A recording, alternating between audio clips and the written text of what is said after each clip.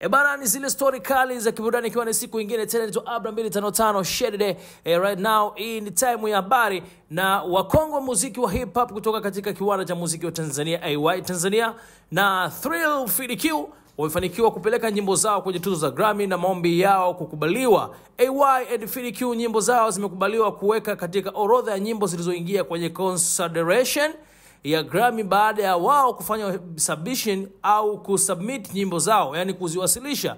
Baada hiyo hatua zitapigwa kura na member wa Grammy Academy. Kama zitapita kwenye hatua inayofuata, basi nyimbo hizo zitaingia kwenye vipengele vya Grammy.